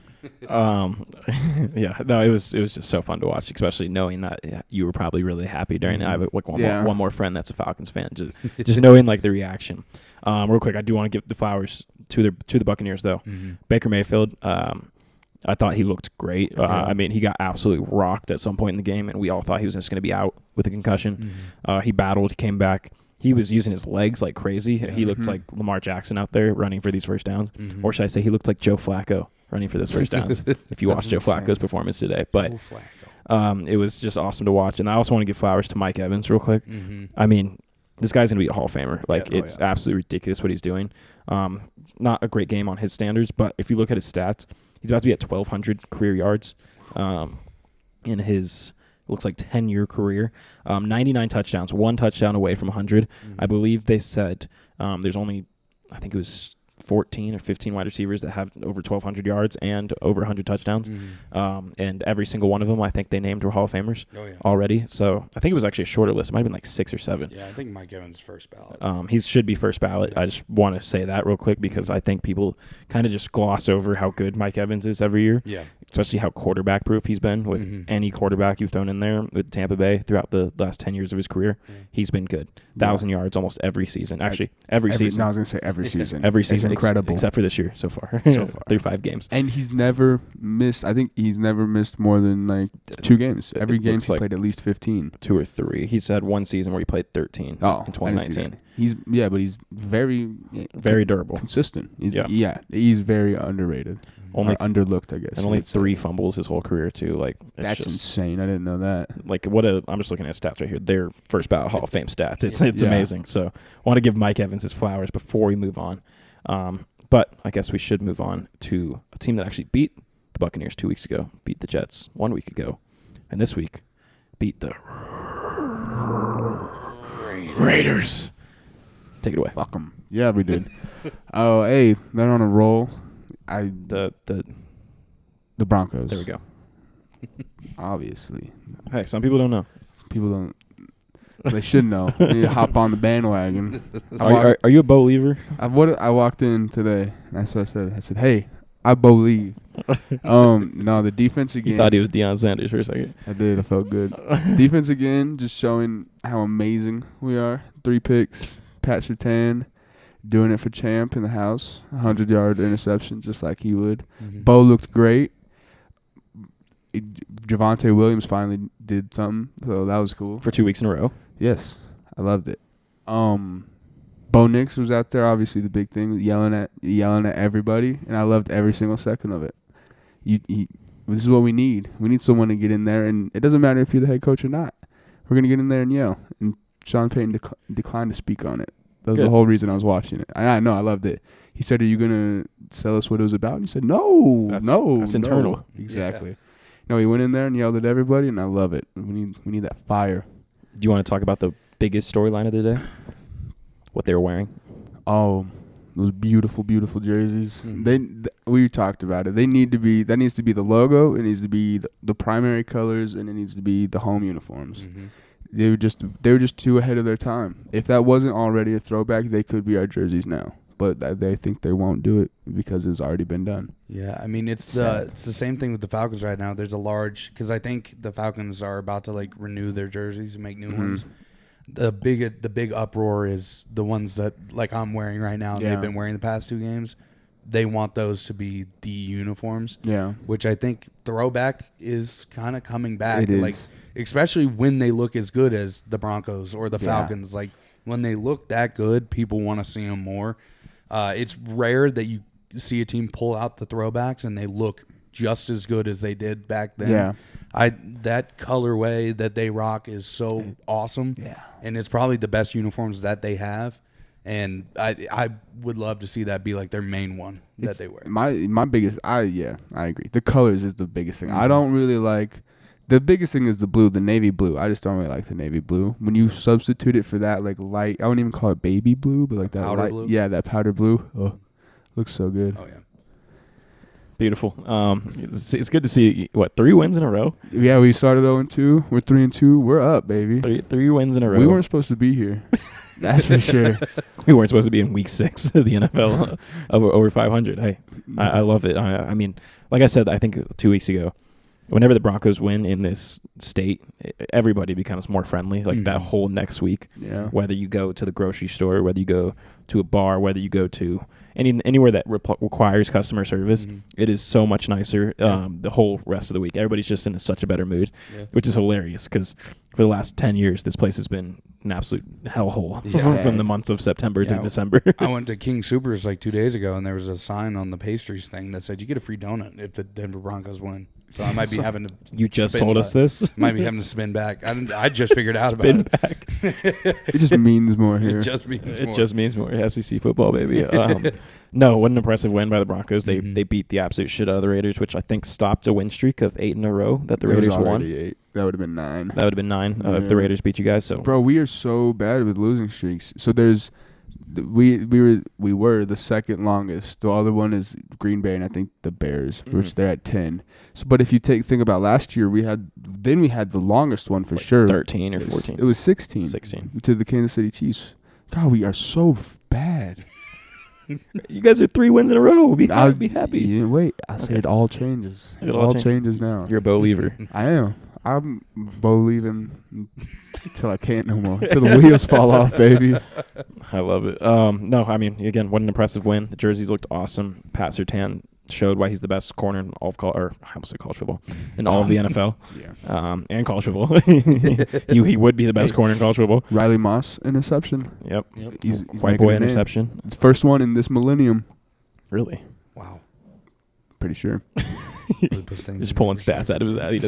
Someone tweeted that. So Brock Bowers looked great for the Raiders, though. He's a dog. He's gonna be a problem, and I hate him. I told my mom today. I said, "Hey, we have someone new to hate. His name's Brock Bowers. He's too good." Yeah. Nothing can make me hate Brock Bowers at all. Okay, good for you. I have to hate him now. He's too good. It's specifically for that reason. Yeah. I don't dislike him, but he needs to cut his fucking hair. No offense to the guy. It's one of those things. He's a millionaire. You can go bald if you're a millionaire. Yeah, but he's got a weird head. Nah, I don't think it would look good if he shaved it. Okay, so this is what happens. Some person approaches him and they're like, "All right, you have a weird head," and he says, "Pull out $1,000 right now." Conversation over. Go band for band. You can go bald for bald, but you can't go band for band. Go hair for hair. Yeah. Like, what are we talking about? You have to do it sometimes. I'll admit that. I did it. We have bald folk in the room with us. Yeah. Hey, I got a little bit left. I'm a fuzzed folk. There's fuzz there. Just fuzz. Yeah. I mean, hey, you're close. Another year or two. It might be gone. We're holding on to that fuzz for as long as possible. Oh God. Any last notes on Broncos Raiders going forward? Gardner Minshew got benched. Yeah, Gardner Minshew got benched. Aiden McConnell came in. I think I said this, but when we talked about, I think week 1, I don't know why he wasn't starting in the first place, but I mean, we'll see. He threw a pick too. Oh, real quick, speaking of the Raiders, I don't know if you guys saw, it was the CU Buffs bye week. Shador Sanders was in Vegas watching the playoff Aces game, and Mark Davis? Yes. Or Mark Davis, right? Al Davis. Al Davis is the grandpa. Yeah, it's Mark Davis. It's Mark Davis. Yeah, the one Al with Davis is the one that died about the Star Wars haircut. The one with the Star Wars haircut. Mark Davis, he went up to Shador and was like, "How you like in Vegas?" He's like, what'd he say? He's like, "I don't want to I've watched all your games." Misphrase this, but he was like, you never know, you might be at home right now, or something to that effect. Mm-hmm. So, tank for Shador. Antonio Pierce said too in his posts, they're not naming a starter yet. Mm-hmm. So I did see that. Could get dicey in Las Vegas. That's for sure. I don't think anybody's job is safe except for maybe Max Crosby's. Yeah. Yeah. 100%. Literally, Devontae Adams is requesting a new job. So I wish I could just do that. Like, yo, trade me to this job. Trade me to Goldman Sachs. Yo, trade me to the Nuggets. Yeah, you know what I mean? Like we should be able to request trades as real people. Should we start that? Yeah. Oh, real quick, before we move on to football, you guys saw the port people, the port workers, how they went on strike for like 3 days. Port workers are up. They went from $39 an hour to 69. No, $39 an hour. Or, yeah, 33 to 6. No, 39 to 69, right? I think it was 39 to 62. I think it's Where's 69. the nearest port? That's bro. I literally told my boss. I said I'm leaving. I asked my boss. I was like, "What if I went on strike?" He was like, "Okay." He's like, "You'd be fired." Yeah. I was like, "Damn, you're right." No, dude, they're making crazy money. If I can go be a port worker right now, they got ports in Colorado. I think we could build one at like Chatfield Lake, something like that. Maybe, yeah. They can overflow from Ship small packages. the Colorado River, just flowing from there. we gotta look into the logistics of that. All right, let's move on. Let's get all the bad games out of the way that we're not going to talk about. Dolphins beat the Patriots 15-10. Terrible. Who cares? Cardinals beat the Niners. Honestly, I really don't want to talk about it. Not really an upset. Niners are really hurt. Yeah. Cardinals offense is frisky. Frisky. Friskometer. What's the friskometer on that? What's the friskometer? I'm gonna give good 7.3. 7.3 on the friskometer list. I give him a cat treat on the friskometer. Cat tree. Christian McCaffrey might not have legs anymore. I think this might be like a Joe Biden situation where we haven't seen him on camera anymore. Do we know he's alive? Do we know Christian McCaffrey has legs? They're going to roll out in the final game of the year. He's just going to be on a wheelchair just with no legs. Lieutenant Dan in it all the way like, on to Lieutenant Dan. That tendonitis we were talking about, actually amputations. We took his legs for scientific purposes. Like, it might be the last game of the season, and like Christian McCaffrey's questionable. It's his birthday, and then they roll him out like Jimmy Carter on his 100th. Oh my, that was so sad. Let that man rest. Yeah. Well, Jimmy Carter might be dead too. I'm just I'm not speculating. I am speculating. That is it's fair speculation. It's fair speculation. We saw the video. It was insane. The guy's eyes weren't open, and it was his birthday. Like, how do you fall asleep during a flyover? They're literally breaking the sound. I don't think he was awake to begin with. Exactly. So, hey, we didn't break the news, so I'm just saying. Hey, happy birthday. Happy late birthday to Jimmy Carter. Only president to live till 100. Yep. You know what's more impressive, though? Jordan Love coming back from injury, leading the Packers in SoFi Stadium, winning 24-19 against the Hospital Rams. We will not talk about that one either. This one we probably should talk about, but we're not going to. I know we have a few Giants fans that watch this. Malik Neighbors did not play, but the Giants defense looked great. The Giants special teams won them the game today, 29-20 in Seattle. congrats to the Giants. Yep. Big win without your best player. So salute to the Fitzgeralds and the rest of Giants country. Let's hope that the Yankees do better tomorrow, win again. Great week for New York sports, if so. Mm-hmm. The Knicks had a preseason game today. Don't know the score, but Karl-Anthony Towns did make a 3. A lot to look forward to in New York. Yeah. Unless you have to wake up and go to work there tomorrow. Yep. So you might see some rats. Hey, Some fat rats. They're doing something about that, aren't they? That's all they passed. Yeah, your fucking mayor's going to jail. He's going to share his cell with P. Diddy. I'm pretty sure the entire foundation of New York would collapse if they got rid of all the rats in that place. There's actually, It's like a domino effect. It's like a domino effect, like other things. I don't know. What would start happening if you took away the rats? The world would spin in an off rotation. There'd probably be some like new lizard creature starting to grow in the sewers. Maybe the rats are keeping them at bay. Master Splinter? Maybe. the Teenage Mutant Ninja Turtles? Yeah. Holy shit. we were going to find Donatello doing crack on the sidewalk without that mentorship. That probably already happens in Times Square. You could probably go to Times Square and find a guy in a Donatello costume doing crack. Right now. They literally at this very moment. If you can't do it in New York, I guarantee you could do it at least in Hollywood. So. Yeah. I saw a video of some guy dressed as Minnie Mouse just smoking a cigarette yesterday. It was so funny. Oh my gosh. We were walking to Vegas like not that long ago, and it was somebody in a Minnie Mouse outfit. And they walk up to me and my sister and they go, "Hey, you want a picture?" Just in the darkest voice I've ever heard in my entire life. Have you seen the D's Nuts guy out there? Oh no. I've seen him in Vegas like 3 times. Like that's like his home. And I've also seen him in Hollywood. I've seen him both places. Life has really fell apart. Are you stalking him? No, that's just, he lives there. That's his home. He's just D's Nuts. That's you. You said that. 5 years, we're gonna see the Hawk Tua girl down there with him. The talk. Who wants a picture with me? Come on over. I'll take you on. The D's Nuts times Talk to a podcast in the streets of Hollywood, California. That would feed families. That would be the #1 stream show of all time. I agree. I'd watch. What's his name? Wendell. I forget the D's Nuts names, dude. I'd probably say his name. I don't know. Anyway. I don't know. You're his fanboy. Just acting like he doesn't know. I've seen him like 3 times. People could vouch for this. Some people that will listen to this will vouch for this, and they've seen him too. Well, let me guess they were with you. Yes. When you happened to run into him. All right. Let me guess they go to different schools too, so we're not going to be able to talk to them. I don't even go to school anymore. I'm a grown ass man. I don't go to school. But yeah, the Giants won. Yeah, I don't know how that just proves why we shouldn't talk about the Giants. Yeah, that was fucking pointless. All right. Go Yankees, I guess. Fucking hell. All right. Chicago, they beat the absolute shit out of the Panthers. Mm-hmm. Kind of expected that. Their defense is just better, and the Panthers still suck, even with Andy Dalton. Yeah. Caleb Williams looked great, though. And so did DJ Moore. Hey, Yeah. DJ Moore won me a bet today. DJ Moore, you gained a fan. Yeah. Tank Bigsby, on the other hand, fuck you. Tank Bigsby. I followed one of my friend's bets that we had Andy Dalton like over 200, and there were 5 minutes left in the second quarter, and I think he had 6. Good math. Thank you. 6. Yeah, that's pitiful. That's Panthers football right there. Morning game in London. Oi, mate. Oi. Would you like some beans for breakfast? Yes. Could I offer you a football game in Tottenham Stadium? I got a real question. Why do they eat so many beans? I like beans. Don't get me wrong. Like a breakfast tank. It's like everything. Yeah. They eat beans with Beans everything. on toast, baby. Potatoes. Mm-hmm. Like the Spud Brothers. You guys see them on TikTok? Mm-hmm. I see them all the time. Oh, yeah. Beans on everything. And I'm like, I want a You Spud. don't like beans, mate? I do like beans. That was Fingers and mash. What is that? Yeah. And sausage and mashed potatoes. Well, that mean this It's is a like weird sausage combination. gravy, though. Yeah, But it's just a weird combination. it is.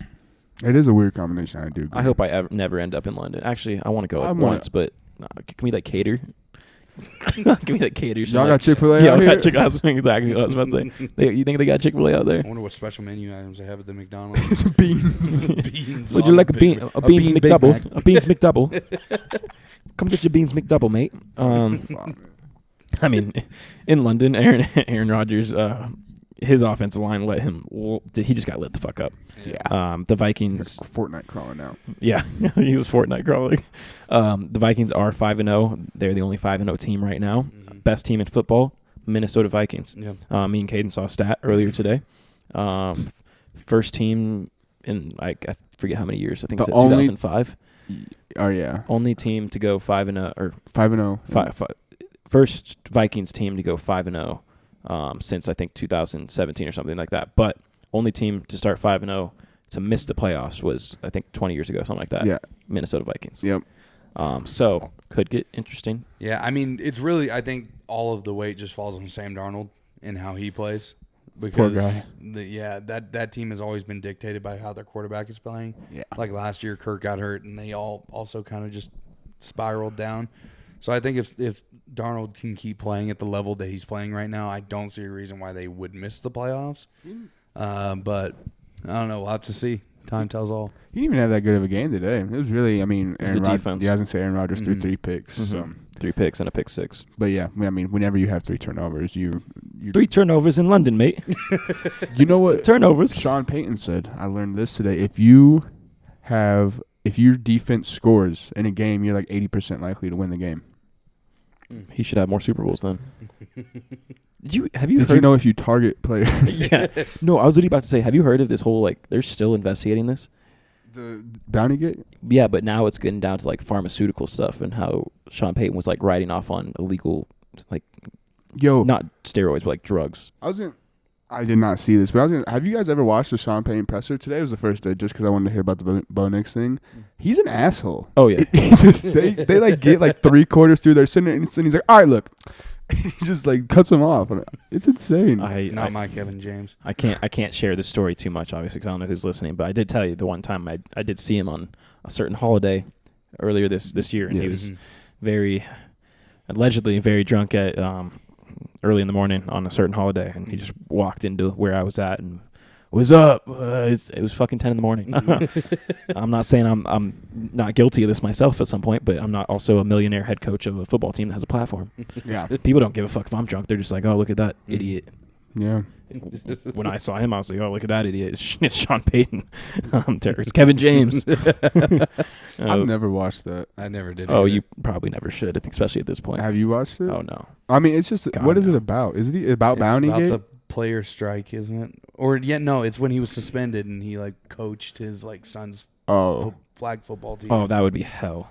Now his son is letting him hit bongs in Boulder. What's happened in this world? I love it. Vikings win in. How the fuck do we get there? We gotta stop. The Vikings beat the Jets in London. Also a game in London next week. Bears, Jaguars next week, and then the Jaguars are there for 2 straight weeks. So I think we get 3 games where I have to wake up at 7 in the morning to watch football. They're in London for 2 weeks. We're really treating the London fans some barn burners out there.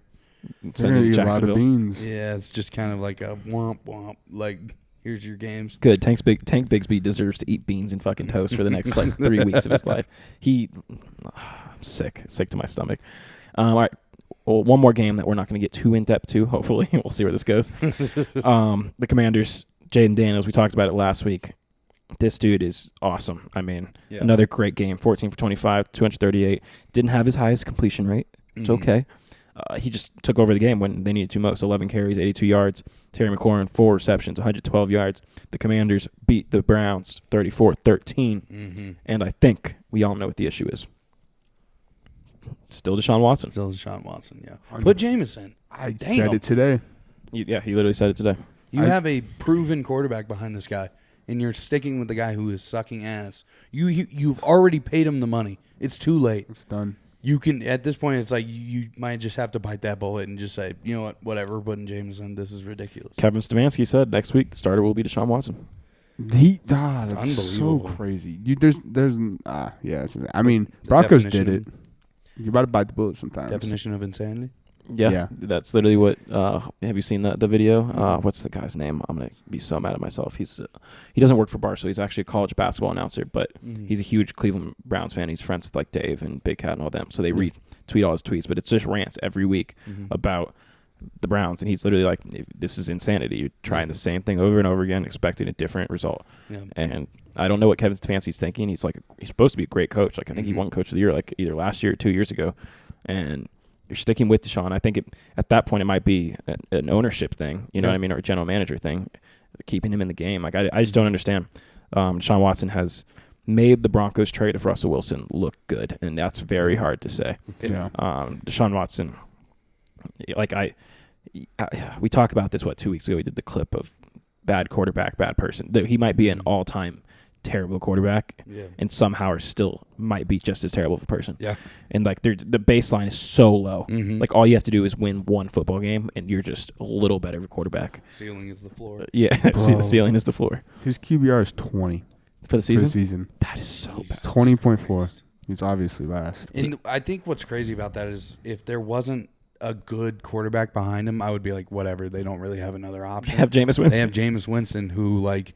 Not that long ago on the Saints, if he would have stayed healthy, could have been like in the running for like an MVP and if they didn't have Jameis Winston, they had Joe Flacco last year, who they chose not to keep going in the offseason. Didn't even have a conversation with him. That got like released this week. They also signed Snoop Huntley in the offseason, and he's now on the Dolphins. Like you have so many better options you could have had. I don't know what's a more punishable offense: 27 sexual assault cases or a 20 QBR 5 weeks into the season. Both just as punishable. Yes. Or the fact I think he's getting punished enough. He has to live in the state of Ohio. True. Keep him there. No offense to all my Ohioans. Yeah, no, just don't keep him on the roster, but then just make him back up. He should be like on an unpaid internship there. Yeah. He should have to watch Jameis and like, do anything Jameis Winston needs and not get paid for it. They should put him behind like a one-way mirror and like watch him get a normal massage. Like watch Jameis get a normal massage and just torture him. You like that? You like that? You just get Kirk coming. I don't know what's going on in Cleveland besides just being Ohio. It's 1-4 for the Browns. Not a good start. I think I mentioned maybe they'd be the third best team in the in their division this year. With how bad the Bengals have been and how iffy the Steelers still are, even with a good record, they by far look like the worst team in that division, and which is crazy with how much talent they have on both sides of the ball. No, yeah, I mean you got the Bengals who are not doing great, but realistically they're playing good. They just can't win right now, so it's just a weird dichotomy. All right, we'll talk about the last. There's 3 games left we need to talk about. We'll get the boring one out of the way real quick. The Indianapolis Colts go into Jacksonville. We lose to the Jaguars 37-34. Behind Joe Flacco, he played great. The Colts did not go away. Great fight by this team, 37-34. It was a game-winning field goal by the Jacksonville Jaguars. They won their first game. Really not much. Doug Peterson is still a terrible coach. Trevor Lawrence still does not move me that well. The Colts defense just sucks, to be honest with you. And we had like 8 guys that like start and play very well for us out today, including Jonathan Taylor, including DeForest Buckner, including Anthony Richardson. But not going to lie, I would rather have Joe Flacco in the game, even though it's really hard for me to say that. It is the truth. Could be good for him. Yeah, it could be good watching Joe Flacco and learning. But that's what he was supposed to do last year. Yeah, it's just he was learning behind Gardner Minshew. So maybe it's being said so much now that these quarterbacks, I agree with it. They need not every quarterback can just come in here and change a franchise. Yeah, most quarterbacks need to come in and develop. So I agree. But nonetheless, 37-34, Colts lose in Jacksonville. I don't think we've lost our last 9 games in Jacksonville, which is not very good. So we're on one of those little losing streaks, just like you guys are accustomed to.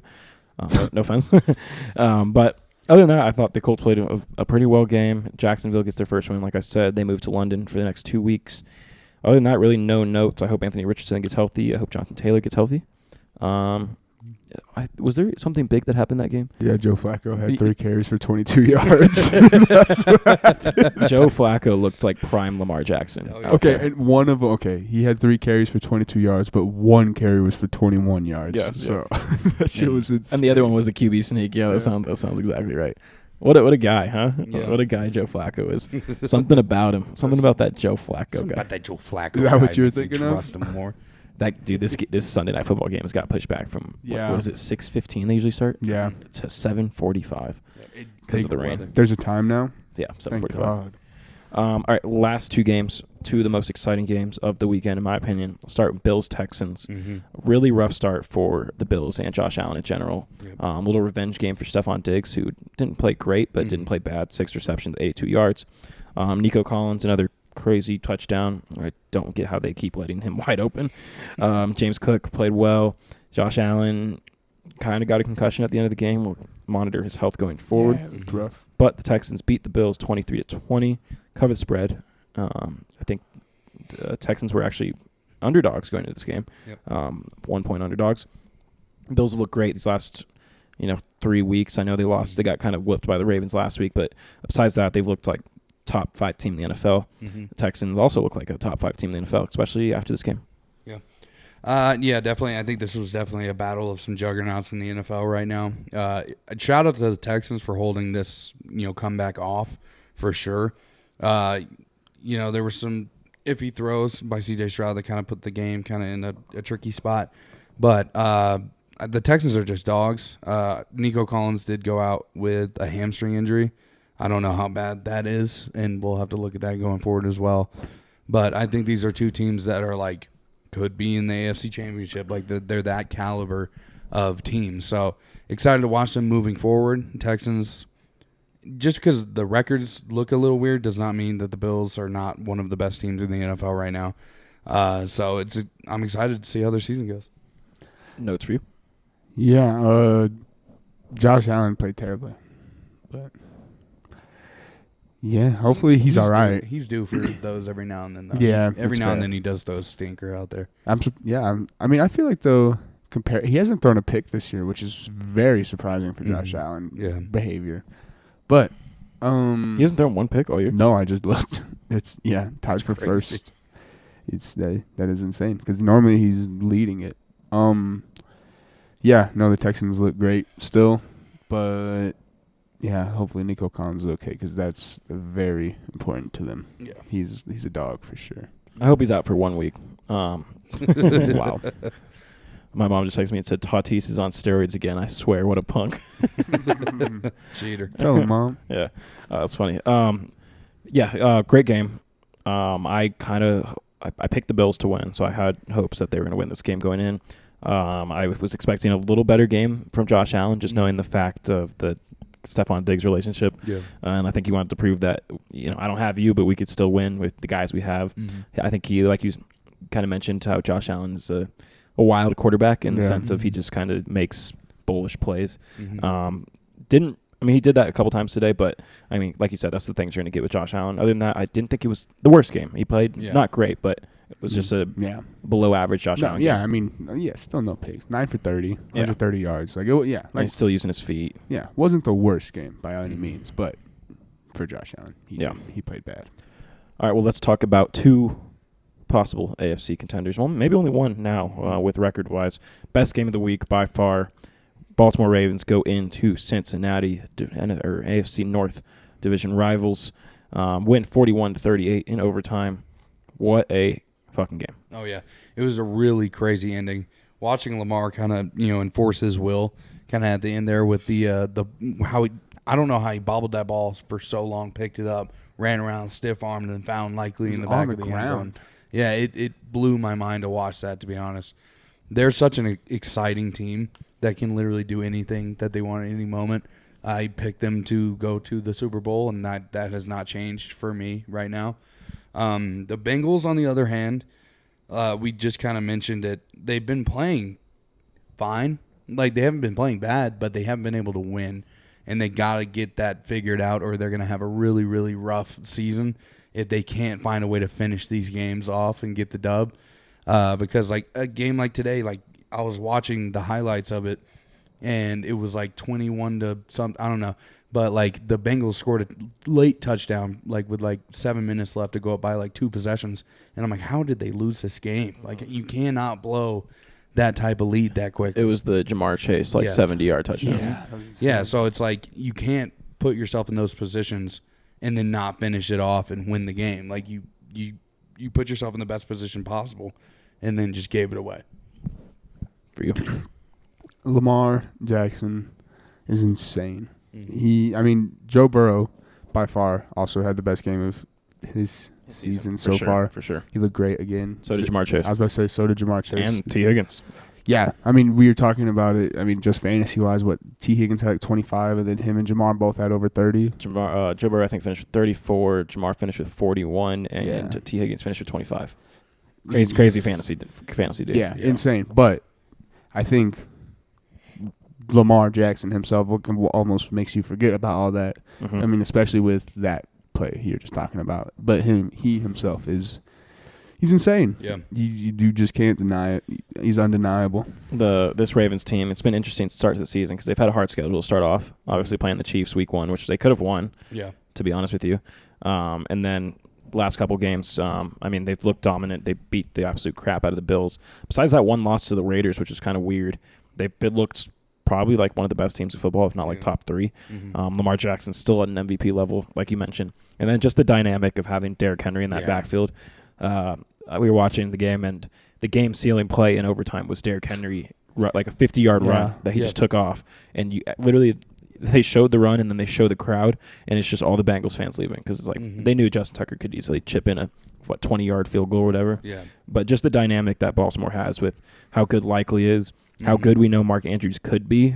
He hasn't been great this year. How good Lamar is. Rashad Bateman played good today.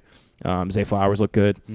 Mark Andrews had a good game today, too. Yeah, he had a good game today. The defense is still iffy, I guess, this year for Baltimore. But if they can, I don't know. If Inquisition and what's the word? But Inquiry.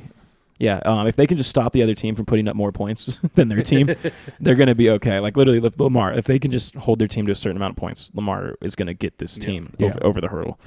Pretty much is what I'm trying to say. But I think they're probably a top 2 team in the NFL right now. Maybe 3. I don't want to take anything away from the Lions, how good they've been playing, or the Vikings. Yeah, top 4. We'll say top 4. I'd still have the Chiefs as iffy as their games have been. They're still 4-0.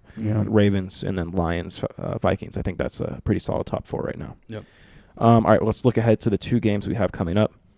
One right now, Cowboys-Steelers, starts in 15 minutes. Kind of like a cool historic matchup. I don't know how good the game will be, but just seeing like the uniforms, the color schemes, the historic players that have came obviously from these teams. Terry Bradshaw being in a lot of the intro videos. What are you expecting for tonight? Make your call. Make your prediction, and hopefully you're going to be right once this comes out. Yeah, so I think it's going to be a pretty tight game here. I think that the defense of Pittsburgh is going to be able to match the offense of Dallas pretty well. But I do think Dallas is going to end up winning this game. I think that they've kind of maybe come into a groove and maybe can start to realize how good they truly are.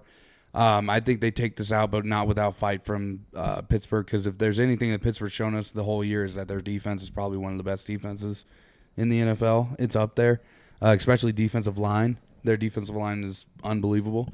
But, yeah, I think Justin Fields will have an okay game. I think he might struggle a little bit.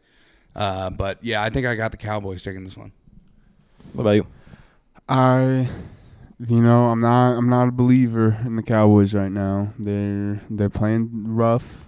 I think Dak. I had him going MVP. He's playing really rough to start off the year.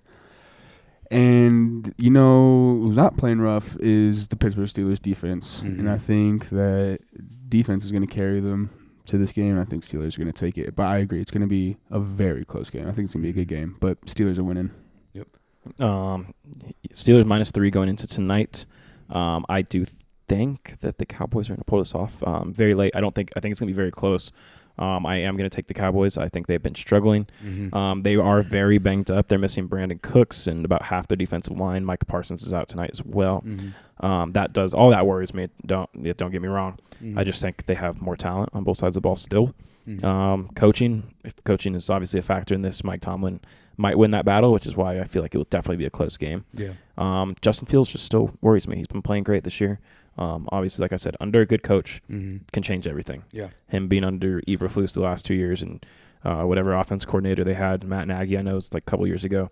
Now being under Arthur Smith and and Mike Tomlin, he's looked a lot better. So not Arthur Smith, Mike Tomlin. Yeah, that's who he's under right now. Under Mike Tomlin. So I don't know. I'm still going to take the Cowboys, but the Steelers aren't a slouch. I don't think they're that bad as maybe I thought they were going to be going into the year. All right, next game, last game of the week, Saints Chiefs on Monday Night Football in Kansas City. 5.5 point spread. Over under only 43.5. Tell me who wins. Tell me why they win. I think that the Chiefs have been looking very vulnerable these past few weeks, and I think that the Saints are a very good team. I think they're a team that's going to compete and maybe even crack into the playoffs. I think that the Chiefs do take their first loss this week against them. I think it's just going to come down to, I don't know, they've had so many close games. I can't point to any specific reason. I just have a feeling like you can't have that many close games and keep pulling every single one of them out. They're going to lose a couple of them, and I think the Saints are the team that can score a lot of points and kind of stop their offense. So I think that it's very close, but I do think that the Saints pull it off. 2 weeks ago, I would have agreed 100%. After the last 2 weeks, though, Saints have not been looking like the team that they did initially. And I think that the Chiefs are ultimately the Chiefs, and they're going to find a way to squeak this one out. I think it's going to be close, a closer game. I don't know about 5.5. I think it'll be like a touchdown game, I think. It'll be good, but I think Chiefs are taking this one for sure. I'm on the other side of that one. I do think the Chiefs are going to win, but I do think it's going to be like a field goal game. I think this comes down to the defense of the Chiefs. Pat Mahomes is going to do what he does. He hasn't had a good year at all so far. 904 yards, 6 touchdowns, 5 picks. They're down a couple options. I know Rashee Rice is out this week. Hollywood Brown's still out. They only have Xavier Worthy and Travis Kelce. I expect Travis Kelce to kind of step up where he's not been stepping up. We said that last weeks. Yeah, we said a couple weeks. But now they really don't have any options. Like they're running out of options of who's going to catch the ball. They have Kareem Hunt in the backfield now again. He likes that playbook. He knows it very well. He's going to be fine. I think the only issue is going to be the defense of the Chiefs. I think that's what's going to control the game. I think even if the Saints have a good game, it's going to come down to the last drive. Derek Carr's going to be trying to drive down the field, and who is it? Number 95, Chris Jones, Mississippi State legend. Yep. So I think that's going to be the difference. I think the defense of the Chiefs, it's kind of the Tom Brady era Patriots where they found over that whole decade of winning or however long it was, they found different ways to win each year. And this year, I think it's just the defense for the Chiefs is going to be like the difference, and especially going forward. They're running out of options on the offensive end. Not very healthy right now. And Chris Jones is just that big of a monster. Yep. And Derek Carr will always be Derek Carr, no matter how good of a season he's having. No matter how much eyeliner he puts on. He'll always be a Raider in heart. So, I mean, going into Kansas City. Raiders. All right. Anything else you guys want to talk about before we get out of here? I hope the next time you do that, you lose your voice. Me? Anyone that does it. Jeez. Raiders. I can't do it as good as Boomer. I want to be able to. No one can. Just because you did it again doesn't change my hope. Oh, my laptop just died, but I was going to see who. I know the women's NBA playoffs are going on. I think the Aces just got eliminated, which means no back-to-back-to-back champs. No one ever lets the Las Vegas Aces go back-to-back-to-back. No, never. Why the hell would they do that? Oh, yeah, Liberty kind of walked them, though. Hold on. I need to give my thoughts and prayers to Nika Mule out there. She tore her ACL. You need to give your ACL. Nika Mule. Very sad. I mean, one of my favorite women's NBA players. One of my favorite women. Yeah, one of my favorite women. No, it sucked because she didn't really get her opportunity her rookie season. I think she scored her first points in the very last game of the regular season. Damn. And then they didn't go to the playoffs, I believe. And then she went to go play in Europe or something, get that extra cabbage, that extra funds. And that's where she tore it? Was in Europe? Yes. That's sad. Tore her ACL. That's right. Why you don't go to Europe. Well, they all do. Yeah, they. Eating all those beans, man, makes your knees weak. I don't eat beans, and my knees are fucking weak. So, just vomit on his sweater already. Bean spaghetti. Beans on toast. What were you about to say? You were about to say something? I don't know. I think he was just saying that Liberty kind of walked him down. Oh, yeah, no. I think I said they just kind of dog walked him. Yeah. They beat the shit out of him. So maybe we got to do something. How's that not a strike? Oh, gosh. We got to get out of here. What are we doing? Hanging on every pitch. All right. Well, we're going to end this. Any last words for the people, folks? Go Donkeys. Go Dogs. That's it. No Falcons. Go Falcons. Go Dogs. I Go guess- Braves. So when are they come we back. gonna say we're gonna just go through everyone's team? We're not gonna do all that. We don't- Hey, go you. Yeah, I was say what? There No, you go. no, like Go you. no positive affirmations for people. Just your football teams. So yeah. You can't say like hi to your mother or anything. She don't watch. Say hi to your sister. Hi Marley. She might watch. Shout out. Hold on. I do want to shout out. Oh yeah, wait, yeah, big news. Hold on. Yeah. Hold the hell up. How have you not said this on here yet? Yeah, I know. Fuck you, Manny Machado. Sorry. Anyway, I recently became an uncle. My sister gave birth to a beautiful baby boy, Hayes. I've been hanging around him a lot. He's awesome. Love her, love him, love Evan. Exciting new life born into the Smith-Davis family. Just Davis, technically, but it extends to us as well. So, love you. Love Hayes. Hopefully, he will watch these when he's a little older. So, Oh no, hopefully he won't. but yeah, I last just want to people- throw that out there. The last people Hayes should be listening I'm to. is officially us. Unk. Yeah. That's crazy. I'm. First advice for you as Unk. I'm not an uncle, but my first advice to you as going by the term Unk, stay off Instagram Live. Got you. Don't go on Instagram Live. In fact, you should just delete Instagram right now, just in case. Actually, you know what? That wouldn't be the craziest thing. I feel like that'd be like, if you were Shannon Sharp, obviously that's a bad thing. We never really talked about it on here, but if you were Shannon Sharp, obviously because you're famous, if I got caught doing that, who the fuck's gonna say anything? No, yeah. You heard me. What, people can't make love no more? Yeah. Yeah, I was grounding that thing. Yeah. You're gonna be putting in work. Ooh, that's Mama Theo. Yeah, matter of fact, no, go on Instagram Live next time. Matter of fact, what are they gonna say? What are they fucking What gonna are say? they going to do? Nothing. That's your tip for the week. Yeah. I'm Just just go gonna on put- Instagram Live, say what you want.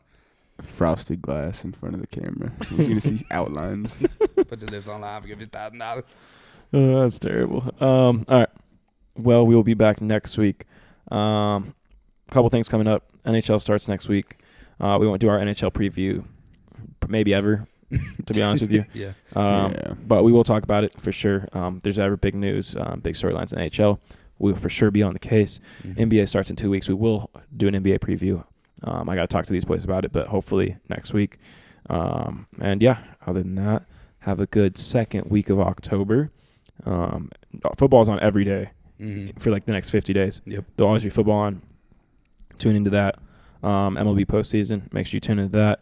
NBA starts next week. There'll be a bunch of preseason on. Tune into that. NHL. Tune into that. NASCAR race. It's the postseason. Don't I tune really into don't that. care if you tune into that. Probably some soccer on. Always soccer on at like Yeah. 5 in the morning if you Yeah. ever want to watch that. Tune on into Who that. cares? And yeah, other than that, go enjoy your week. I'm glad we could be a part of it. Go follow, subscribe, whatever, all those things. Verb Energy bars, go buy them. Please, they'll help us out. They're very good for you too. They are. this is not super a paid tasty. promotion. My favorite. Banana chocolate chip cookie. Who doesn't love banana chocolate chip? And then, yeah, other than that, go enjoy your week. Texas is the #1 team in the country. Go tell somebody you love them. You might just make their day. Peace. Peace.